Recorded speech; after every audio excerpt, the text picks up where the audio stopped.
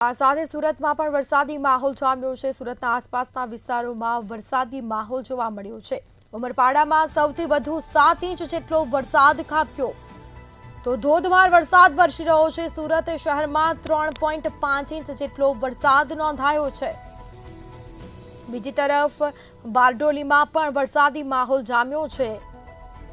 1.37 inch જેટલો બારડોલીમાં વરસાદ વરસ્યો છે। આસપાસના ગ્રામ્ય પંથકમાં પણ વરસાદી માહોલ જામ્યો, જેમાં ઉમરપાડામાં સૌથી વધુ 7 ઇંચ જેટલો વરસાદ નોંધાયો છે। વધુ વરસાદ પડતા રસ્તા પર પાણી વહેતા થયા છે, તો રસ્તા પર જાણે નદી વહેતી હોય તેવા દ્રશ્યો સામે આવ્યા છે। તો વરસાદ વરસતા લોકો પરેશાન થયા છે, ધંધાર્થે જતા લોકો અટવાયા છે। તો સુરતમાં વરસાદી માહોલ જામ્યો છે। ઉમરપાડામાં સૌથી વધુ 7 ઇંચ જેટલો વરસાદ નોંધાયો છે। તો વધુ વિગતો સાથે સંવાદદાતા નલિન ચૌધરી ફોનલાઈન પર જોડાઈ ગયા છે। જી, સુરતમાં લાંબા વિરામ બાદ ધોધમાર વરસાદ વરસ્યો છે, હાલની પરિસ્થિતિ શું?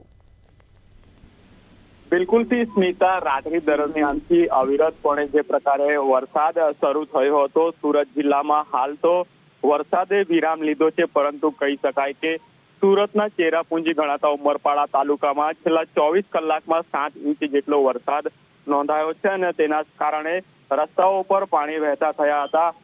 જે વીજળીના કડાકા ભડાકા સાથે જે વરસાદ વરસ્યો હતો અને તેને જ લઈને સુરતના ગ્રામ્ય વિસ્તારમાં કેટલીક વિસ્તારોમાં વીજ પુરવઠો પણ ખોરવાયો હતો। લાંબા વિરામ બાદ ગરમીના ઉકળાટ વચ્ચે વરસાદનું આગમન થતા વાતાવરણમાં ઠંડક પ્રસરી હતી। બીજી તરફ ઉમરપાડા, માંડવી, બારડોલી સહિતના તાલુકામાં જે વરસાદ વરસ્યો હતો તેને લઈને ખેડૂતો પણ ખુશ જોવા મળી રહ્યા છે, કારણ કે જે પ્રકારે વરસાદ લંબાયો હતો અને ખેડૂતો દ્વારા જે વરસાદની આતુરતાથી રાહ જોવાઈ રહી હતી, ત્યારે રાત્રિ દરમિયાનથી જે વરસાદ થયો હતો તેને લઈને ખેડૂતો પણ ખુશ જોવા મળી રહ્યા છે। જી, બિલકુલથી તમામ જાણકારી આપવા બદલ આપનો આભાર। તો આ સાથે બારડોલીમાં પણ અવિરત વરસાદ નોંધાયો છે। માંડવીમાં 2.3 ઇંચ વરસાદ નોંધાયો, તો સુરત શહેરમાં 3.5 ઇંચ જેટલો વરસાદ ખાબક્યો છે।